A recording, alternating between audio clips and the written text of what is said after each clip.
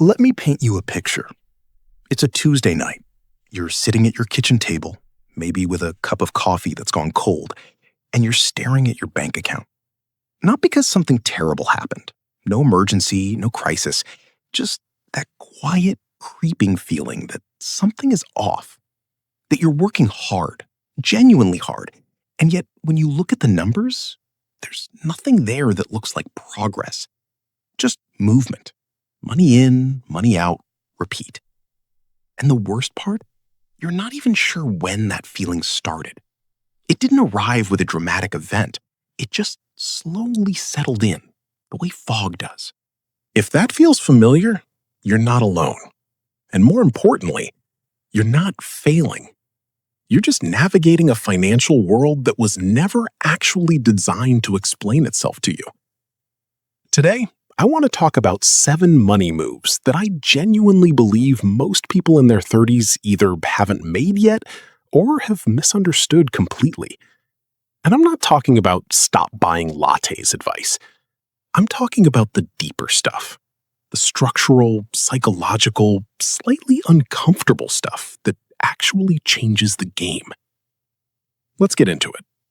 Before we talk about the moves themselves, I need to address something that I think is quietly hurting a lot of people.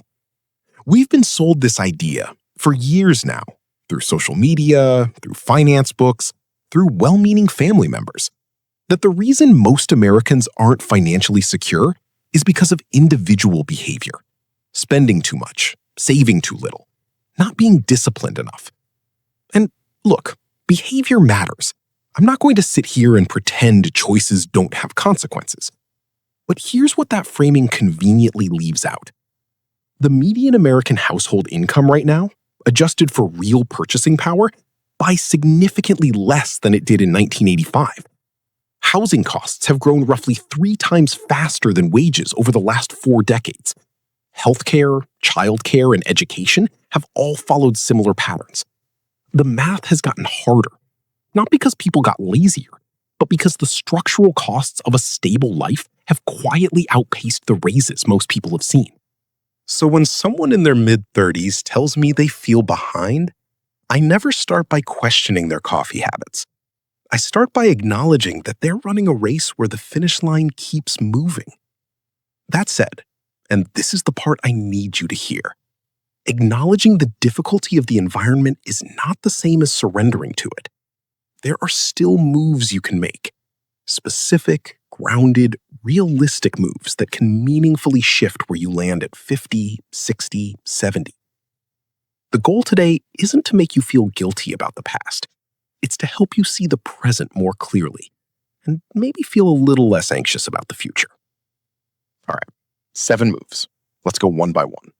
Stop treating your income like the whole story. Start measuring your conversion rate. Here's a concept most financial content skips entirely, and I think it's one of the most important ones. The gap between what you earn and what you actually keep as real wealth, not just savings, but actual net worth growth, is what I'd call your financial conversion rate. Think of it like this. 2 people both make $85,000 a year. Person A, at the end of a decade, has a net worth of $40,000. Person B has $180,000. Same income, wildly different outcomes. What explains that? It's not always lifestyle inflation, though that's part of it. A huge piece of it is what economists sometimes call wealth leakage. The quiet, semi-invisible places where money exits your life without building anything in return. High-interest debt carrying costs, insurance policies that are dramatically overpriced because you never shopped around. Subscriptions you forgot existed, a car payment that made emotional sense in the moment but quietly costs you $600 a month when you factor in the loan, the insurance tier it pushed you into, and the maintenance schedule. The move here, before 40, is to sit down and actually calculate your conversion rate. Take what you earned over the last 12 months. Take your net worth change over the same period. What percentage of your income actually converted into real wealth? For most American households, that number is shockingly low, often under 5%, sometimes negative. Just knowing that number changes how you see decisions. It shifts your thinking from, can I afford this monthly payment? To, what is this doing to my conversion rate? That's a fundamentally different question, and it produces fundamentally different answers. Understand the actual cost of your job, not just what it pays you. This one is going to sound strange at first, but stay with me. Most people think of their salary as a simple number. You make $70,000 a year. That's the deal. But that number almost never tells the full story of what your job actually costs you to maintain. And I'm not talking about taxes, which everyone knows about. There's a concept in behavioral economics called the full cost of employment. And when researchers actually calculate it, the results are often jarring. Your commute, let's say it's 45 minutes each way. That's 7.5 hours a week, which over a year is roughly 375 hours. At your effective hourly rate, that time has a dollar value. Work clothes, work lunches, the convenience spending that explodes when you're exhausted at 6 p.m. and you just can't cook, these all add up in ways we rarely account for. Jacob Lund Fisker, who wrote a genuinely underrated book called Early Retirement Extreme, did an exercise where he mapped out what he called the real hourly wage after subtracting all job-related expenses and time costs. For many middle-income workers, the real hourly wage drops by 30 to 50% once you account for everything honestly. Why does this matter before 40? Because it changes how you evaluate your options. A job that pays $80,000 with brutal hours, a long commute, and high stress spending might deliver less real wealth than a job at $68,000 that's closer to home, lower stress, and lets you actually cook dinner. Or it might not. But you need to do the math, not just compare the salary lines.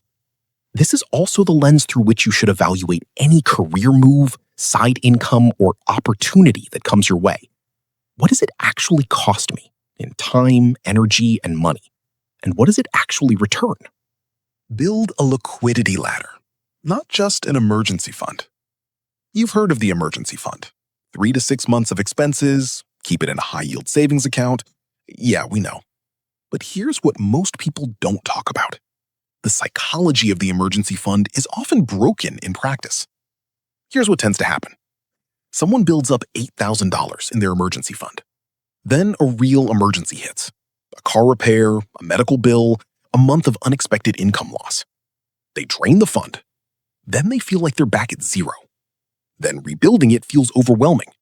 Then they stop trying. Then the next emergency hits and it goes on a credit card. Then the credit card carries a balance. And now they're paying 22% interest on what started as a $2,000 car repair. The issue isn't the concept of an emergency fund. The issue is that treating it as a single bucket doesn't match how financial shocks actually arrive in real life. What works better, and what genuinely financially stable people tend to do, even if they don't have a name for it, is what I'd call a liquidity ladder. Think of it as 3 distinct layers. The first layer is your immediate buffer. 1 to 2 months of bare bones expenses in a checking account or easy access savings account. This handles the small, fast hits, a busted appliance, a vet bill. The second layer is your mid-range cushion. 3 to 4 months of expenses in a high-yield savings account or a short-term CD. This is for real disruptions, a job loss, a medical event, a major repair. This money earns something while it waits, but it's still accessible within a week or two. The third layer is your stability reserve. This might be a taxable brokerage account with conservative holdings, or I-bonds, or a combination. It takes a few days to access and might fluctuate slightly, but it earns meaningfully more than a savings account over time. This is for true life-scale events. Extended unemployment, business failure, a health crisis. The reason this structure works psychologically is that when you tap layer 1, you don't feel like you failed. You feel like the system worked exactly as intended. Layers 2 and 3 stay intact. The anxiety of "I'm back to zero" essentially disappears. Attack the specific type of debt that most people ignore. Low-rate, long-horizon debt. Everyone talks about high-interest credit card debt. And yes, obviously, attack that first. A 24% APR credit card balance is a financial emergency, full stop. But here's the one that quietly wrecks people's wealth building in their 30s and early 40s. What I'd call comfortable debt. The car loan at 5.9%. The student loan at 4.5% you've been on income-driven repayment for 9 years and have somehow never fully looked at. The personal loan from 3 years ago that you're just making minimum payments on. These rates are low enough that people don't feel urgency. But here's the mathematical reality that gets overlooked. The opportunity cost of that debt isn't just the interest rate. It's the compounding growth you're not getting on the money you're sending to the lender every month. Let me give you a real example. Say you have a $12,000 car loan at 5.9% with 36 months left. You're paying roughly $365 a month. If instead you had that $365 per month investing in a broad index fund, earning a historical average return of 8 to 10% annually, over 20 years, that monthly amount becomes somewhere in the range of $200,000 to $250,000. Now, I'm not saying you should never have a car loan. Sometimes it's the right call. But most people don't think about debt in these terms. They think about monthly affordability, not the compound cost of carrying that obligation for years while their investment timeline ticks down. The move before 40 is to get very clear on every debt you carry, the true timeline of each one, and make a conscious, deliberate choice about the order in which you address them. Not just the ones that feel most emotionally urgent, but the ones that are mathematically costing you the most over time. Invest in your human capital with the same seriousness you invest in your portfolio. Here's a framing that almost no one in mainstream financial content talks about, and I find it genuinely fascinating from a behavioral economic standpoint. Your biggest financial asset before retirement, by a wide margin, isn't your 401k. It isn't your home. It isn't your savings account. It's your future earning capacity. Economists call this your human capital. And if you're in your mid-30s, a rough present value estimate of your future lifetime earnings might be somewhere between $1.5 and $3.5 million, depending on your field and trajectory. Think about that for a second.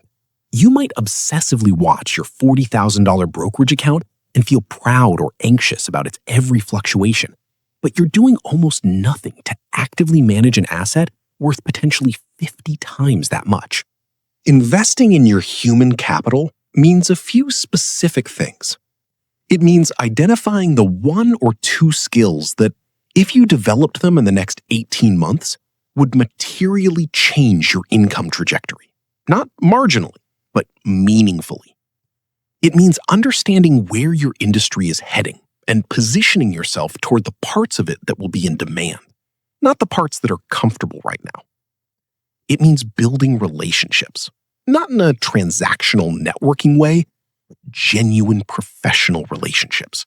Because research consistently shows that most high-income opportunities come through people, not applications. One study from the National Bureau of Economic Research found that roughly 70 to 80% of jobs are filled through some form of personal or professional connection before they ever hit a job board. That's not anecdotal. That's structural.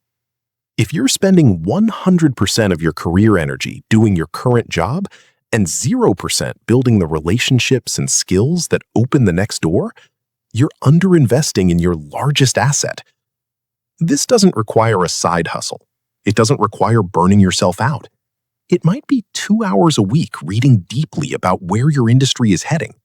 It might be taking one course that makes you distinctly more valuable in a specific way. The point is intentionality, treating your earning capacity like the asset it actually is. Design your financial life around your actual psychology, not the psychology you wish you had. This is the move that I think separates people who are genuinely calm about money from people who are perpetually anxious about it, regardless of income level. Here's the core insight. Most financial plans fail not because they're mathematically wrong, but because they were designed for a human who doesn't exist, a human who never gets emotionally tired, who never has a hard week and orders delivery 3 nights in a row, who never sees a sale on something they've wanted for 2 years and feels the pull, who is always maximally rational. Real humans aren't like that, and a financial plan that requires you to be perfect to work is a financial plan that doesn't work. There's a concept in behavioral economics, developed in part by Richard Thaler, who won the Nobel Prize partly for this work, called mental accounting. It's the way humans naturally categorize money into different psychological buckets, even when logically it's all the same dollars. We treat money differently depending on where it came from, what we've mentally labeled it for, and how recently we earned it. Most traditional financial advice fights against this. It says you should see all money as fungible, interchangeable, optimally allocated. But Thaler's research and subsequent work by others suggests something different. The most successful behavior change comes from working with your mental accounting tendencies, not against them. What does this look like in practice? It means, for example, that if you know you're the kind of person who will spend any money you see in your checking account, you automate transfers the morning after payday, so the money is gone before you psychologically own it. It means if you feel deprived when you can't spend freely, you build a guilt-free spending account into your budget, a real account, not just permission, so that when you buy something fun, it's from a bucket designated for that, not stolen from savings. It means matching the structure of your finances to your actual emotional patterns, not to the idealized version of yourself you're hoping to become. The people I've seen make the most financial progress in their 30s aren't the most disciplined. They're the most self-aware. They know where they leak. They know what triggers their worst financial decisions. And they design systems that make the good behavior easy behavior, rather than relying on willpower, which research consistently shows is finite and unreliable. Renegotiate your relationship with financial risk, specifically the risk of doing nothing. Most Americans, when they think about financial risk, think about losing money. The stock market crashes, an investment goes south, a business fails. That's the version of risk that feels visceral, immediate, and frightening. But there's another kind of risk that almost nobody talks about with the same emotional weight, and it might actually be the more dangerous one. The risk of not growing, the risk of standing still. Here's a number that I want you to sit with. The average American who kept their savings in a basic savings account over the last 20 years, not investing, just keeping it safe, saw their purchasing power erode by roughly 40 to 50% in real terms due to inflation. The money was safe, but what it could actually buy, steadily, quietly, declined by nearly half. We have a name for the risk of investing. We call it market risk or volatility. We have charts for it. We have news coverage for it. What we rarely have is a name for the risk of not investing, because it happens slowly and invisibly, without any dramatic moment to point to. There's a term in behavioral economics for this asymmetry: loss aversion. Humans feel the pain of a perceived loss about twice as intensely as the pleasure of an equivalent gain. This was mapped by Kahneman and Tversky in the 1970s, and decades of subsequent research have reinforced it. What it means, in practical terms, is that our brains are genuinely wired to overwilt the fear of losing money in the market and underweight the slow, invisible danger of inflation quietly eating our savings. The move before 40 is to consciously, deliberately rebalance how you think about these two risks. Not to become reckless, never that, but to recognize that low-cost, diversified, long-term investing isn't gambling. It's the historically documented mechanism by which ordinary people have built real wealth over time. The S&P 500 has never had a 20-year period with a negative return. That's not a guarantee of the future, nothing is, but it's an important data point that should inform how you think about safety. And here's the psychological shift that I think changes everything. Stop thinking about investing as risking money you have. Start thinking of it as protecting the life you're working toward. Because at some point, you will stop working. And the life you live in that chapter, its quality, its freedom, its options, will be largely determined by decisions you make right now in your 30s, when time is still on your side.